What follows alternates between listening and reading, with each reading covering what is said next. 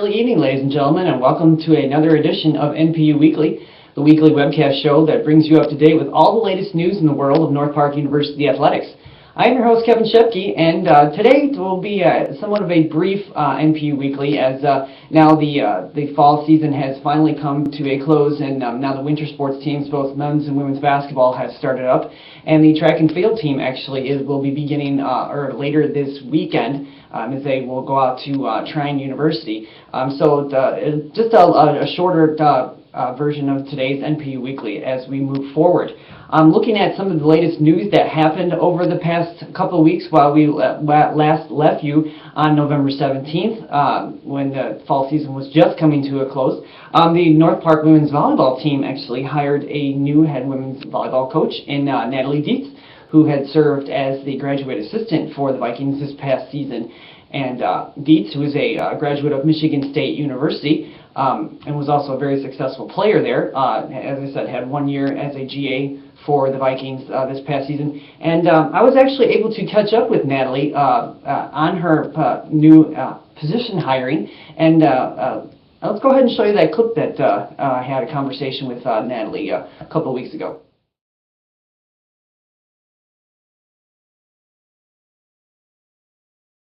We are now joined by new head women's volleyball coach Natalie Dietz of the North Park Vikings. Natalie, who served briefly as the interim coach for the Vikings, now joins North Park for the 2015 season coming up next fall. So, Natalie, I guess the first question is, it's kind of been a whirlwind of things for you, but what are your expectations now as the new head coach for the women's volleyball team? I definitely have really high expectations for them. The way that the girls have already gone about their business in the off season has been really exciting and inspiring for the program.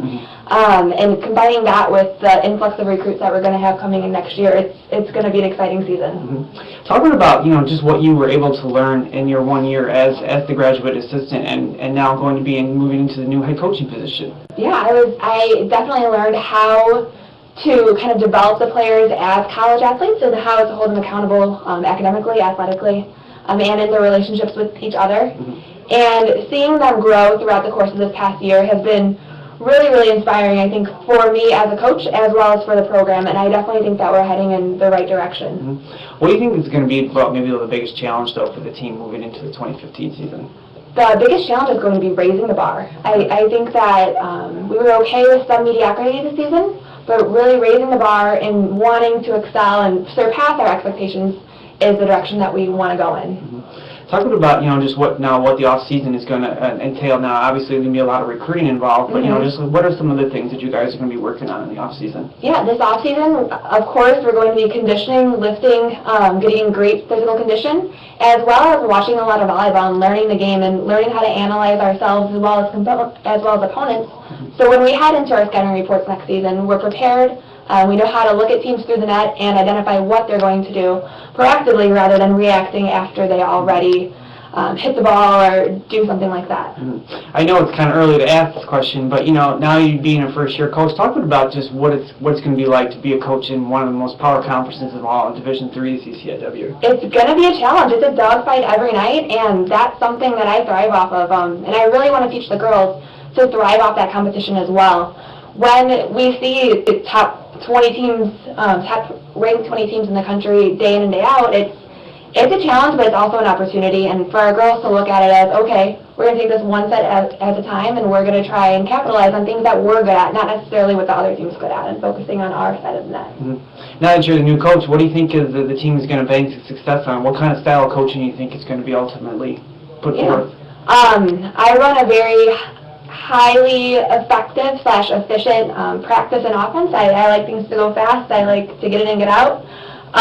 So I really think the speed of the game is going to go a little bit faster as well as practices. I think we practice how we play, and by speeding up the practices and going from drill to drill to drill and doing high rep activities, I think that's really going to benefit the girls. Okay.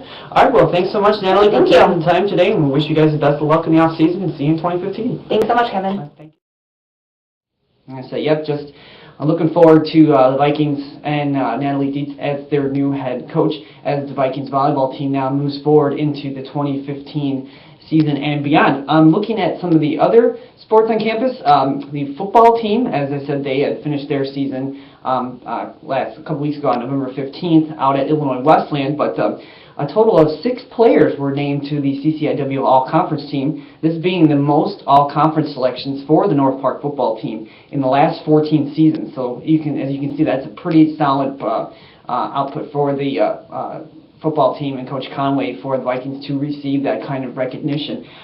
Looking at the list of players that were named, first team All-Conference honors went to both T.D. Conway, quarterback for the Vikings, and Trevor Forker, as well as second team honors went to Philip Pendleton, Matt Leapforth, Devin Childress, and offensive lineman Kenny Pistorius, a 4-year starter for the Vikings. So we want to congratulate Coach Conway as well as those 6 players for earning the All-Conference honors for the North Park football team for this past season in the 2014 campaign.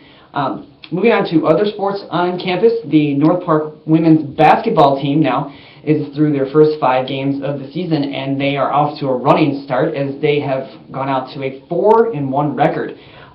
They opened the season with a 92-68. After their first game on November 15th, they went on to defeat St. Mary's College of Indiana by a 92-68 score. Then later came back, unfortunately lost their first game of the season, a 68-66 defeat to UW La Crosse on November 21st. And we actually have a highlight from that game. So let's go ahead and show you that from the game against UW La Crosse. Kruckman, this is Davis looking in. Now she'll give it to Rayberger for 3. Got it! Rachel Torres kicks it out to Shane for 3. Nothing but net for Annie Shane. We're now joined by head women's basketball coach Amanda Crockett. Vikings unfortunately coming off a very tough loss, 68-66 to UW La Crosse tonight. Amanda, looking at the stat sheet, I guess the glaring stat, unfortunately, is just the free throw line. The guys unfortunately struggled from the free throw line, shooting 11 of 27. Now, what were some of the things you said that the girls kind of pick up their spirits a little bit after a game like this? Well, when you shoot 40% from the free throw line, you go to the line 27 times, it's pretty tough to win a basketball game. Positives is that, that's a fixable thing. I also think that we missed a lot of layups in this game that cost us the ball game, and those are fixable. I was also really disappointed in our 26 turnovers. So, when you give the ball to the other team 26 times, it's tough to win a game. On the positive side, you shoot 40% from the free throw line, turned over 26 times. I mean, it could have been a real ugly game, and we were right there. We had the lead, 90% of that game, and just really came up short, which is disappointing. What do you think is the biggest thing the team is going to learn from a game like this? Hopefully we'll learn that in pressure situations we need to calm down, have poise, have composure, and do what we got to do fundamentally. I don't think we played very good fundamental basketball, both on the offensive end and the defensive end. We sent them to the line 27 times. We didn't play clean defense. We got into foul trouble.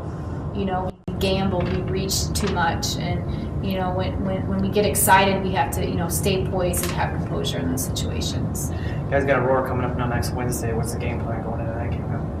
I don't know yet. I haven't watched film on them, so that's to be determined here. All right, thanks so much, Amanda. This is Kevin Chipke. Yeah, it was just an unfortunate way for the Vikings to lose that game, but still a very solid performance for Coach Crockett and her girls in that game. North Park was able to bounce back from that contest as they later went on to defeat Aurora by a 73-46 score on November 26th, the day before Thanksgiving, and then they returned home 2 days after Thanksgiving to defeat Eureka College 76-56. So now on November 29th. So now the Vikings, they will not return to action until December 5th when they go out to Dubuque, Iowa to take on the University of Dubuque for a 7 p.m. game. We will have live stats and possibly audio for that game, but you'll have to stay tuned to our website to make sure if we can provide that should Dubuque should be providing that hopefully for us, that we can bring that to you. Leading scorer right now for the Vikings and the women's basketball team is Liz Rayberger. She's just been shooting lights out on the ball on both the three-point line and inside and fast break points, and she's averaging nearly 20 points per game at 18.5 points per game, so she's just doing an incredible job for the Vikings so far this season. Moving on to other sports on campus, the North Park men's basketball team, they are also through their first 3 games of the season. They are off to a 2-1 start as well. After opening the season with a 76-65 loss to St. Norbert's on November 18th, they came back to defeat Eureka by a 77-66 score on November 25th, and we actually have a highlight from that game. So, let's go ahead and show that to you right now.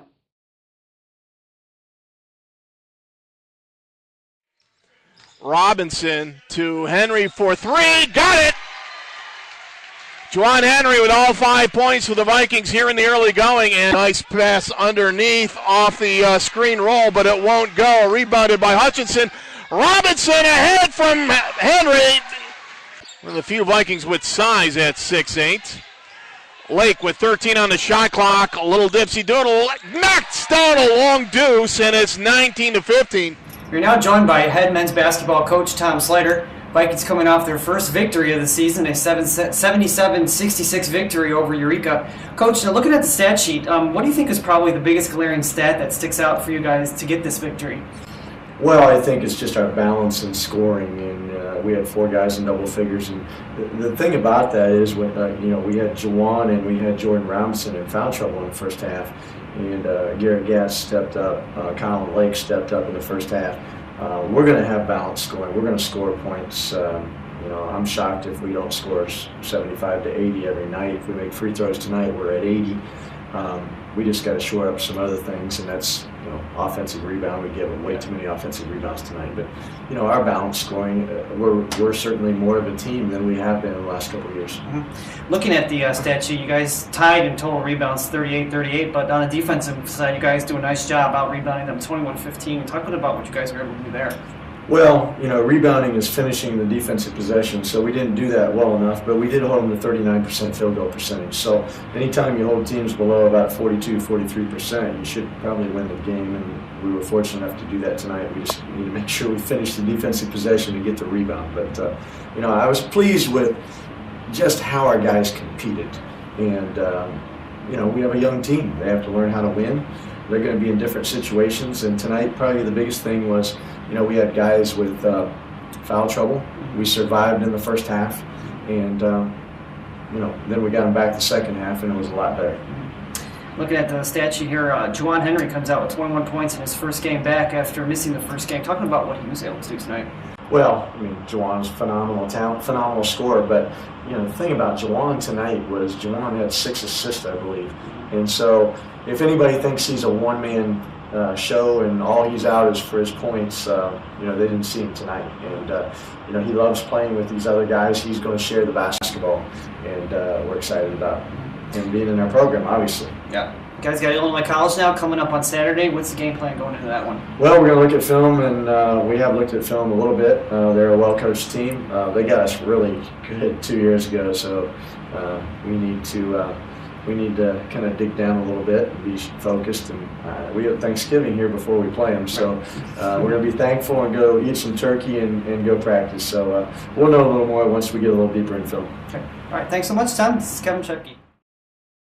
So just a solid performance for the Vikings in that game, as that was the first game back for Juwan Henry and Vikings, and they later went to return from their Thanksgiving break to defeat Illinois College by 90-66 score on November 29th. And Juwan Henry also led the team that game, as he had 12 assists in that game and go along with 23 points. And Juwan Henry is just doing an exceptional job for the Vikings this year. He was actually named CCIW Player of the Week for his efforts, so we want to congratulate Juwan Henry on that position tonight, as this has been another edition of NPU Weekly, as we will be back again in 2 weeks now on December 15th, and we'll be bringing you another live edition that day. And in the meantime, go Vikings!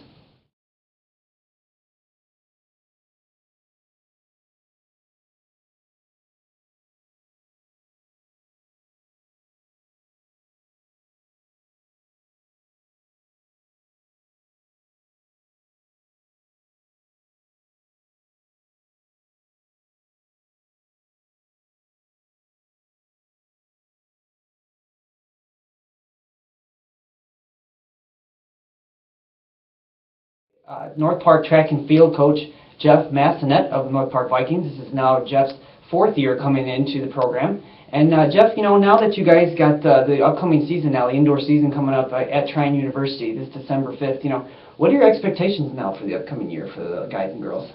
We're very excited about this year. And this being my 4th year here, this is easily the best overall team we've had between guys and girls, and that's true of the track and cross country program as a whole.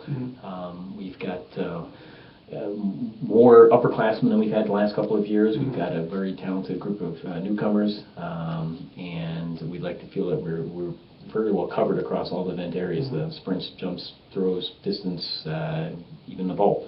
So we're anticipating a good season. Looks like you got a couple of all-conference athletes coming back, most notably on the men's side, Dave Anderson, a senior, 2-time all-conference in the weight, hammer, and discus. Talk a bit about what he's going to bring back to this team now for his final season. Sure. Dave has been a captain the last couple of years. First and foremost, he's a very good team leader.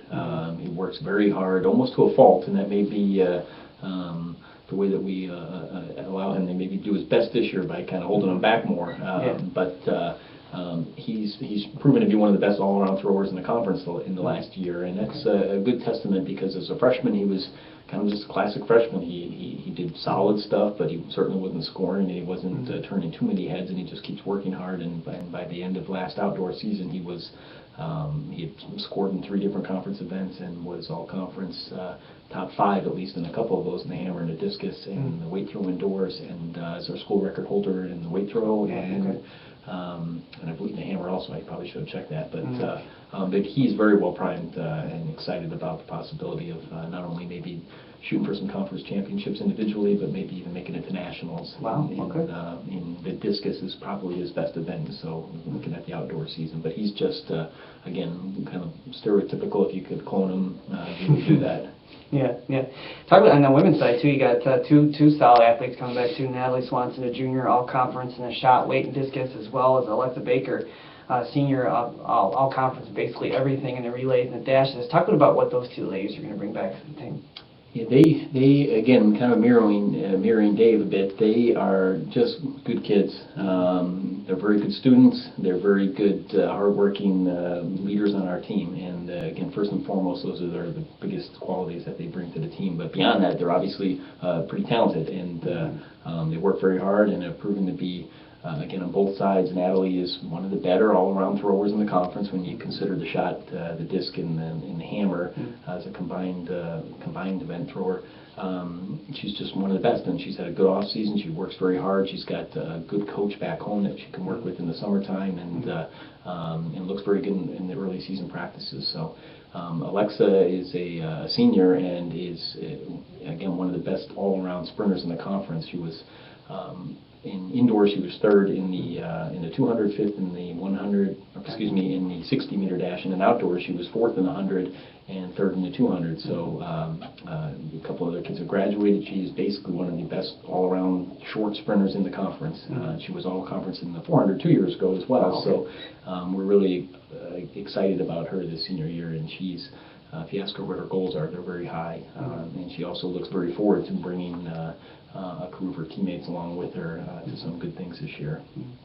Talk about too what some of these newcomers are going to bring to the team. And it sounds like you guys got between 50 to 60 athletes coming out to the team, which is impressive. Just talk about what you think the newcomers are going to be able to bring to this year's team. Yeah, the biggest thing when you can build up your numbers is it's bound to help produce a better team. I mean, the numbers are going to help quality unless they're a bunch of knuckleheads, and we have a few knuckleheads, but generally speaking, they're good kids, and so by default, we're just going to be better as a result of having some numbers. But beyond that, we're fortunate that we've got some pretty doggone good kids who decided to come to North Park this year.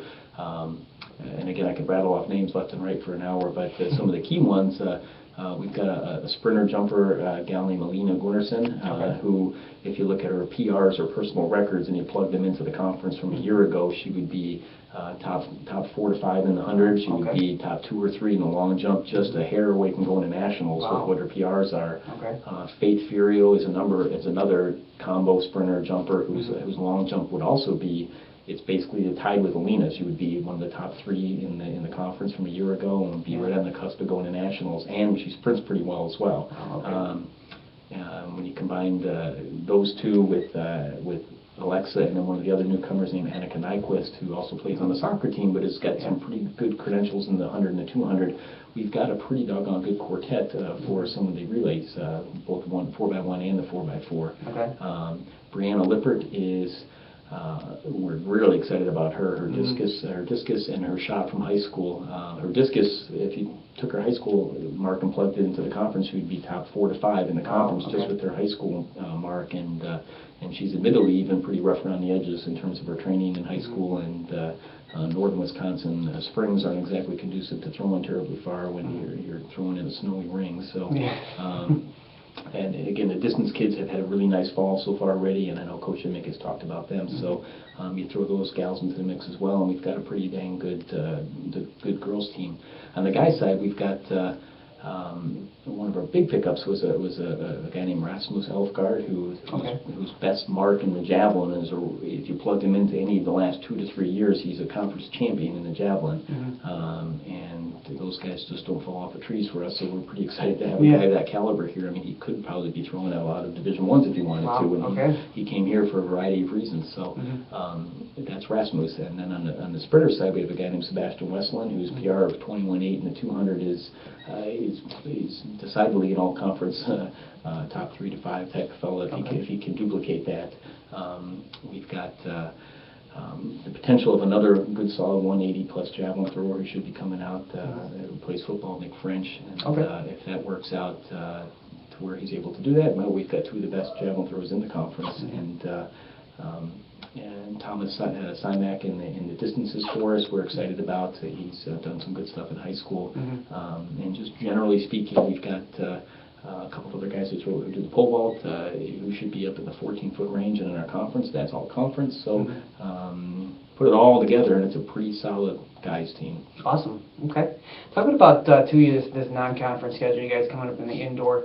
How much do you think it's going to prepare you guys for the conference championships at the end of the season, and then moving into the outdoor season? How much the non-conference stuff will prepare you guys for the championships? Sure. Well, we have an early season meet next Friday in 4 days, and that's a full month, 5 weeks actually before our next meet. So anybody who competes in one of these December meets is doing it. There's a degree of fun involved. There's a degree of low keyness to the meet, and it's primarily to kind of get the rust out. People have been practicing all fall, whether it's preseason conditioning or official practice, and then they're going to go home for 4 weeks. We'd like to give them an opportunity to go out there and compete, just to to make all this training worthwhile, and also to give us a benchmark of sorts where we know where they're at before they go home for break, and maybe to give them some incentive to be working hard when they're away. When we come back, it's unlike other sports where we don't have one-on-one conference and contests. We just have meets that we go to, and we select those based on meets that we've gone to in the past that we've enjoyed being at. The competition levels may be appropriate, or the facility's good, or the coaches are cool, or these types of things. But we try to put together a schedule that is conducive for our kids to be, our top kids and our more developmental kids, for them all to have a good experience and help prep them for competing well come indoor conference time, and then leading right on into outdoor conference. I do think we'll be a better team outdoors because we do add, again, when you add the javelin in, which it's not contested during the indoor season, that's helpful for us. And then the discus as well as an event. Those two simply are going to give us a boost in what we can do at conference. Okay. All right. Well, thanks so much, Jeff, for taking the time today, and we wish you guys the best of luck this weekend. Thanks, Kevin. Right. Thanks so much.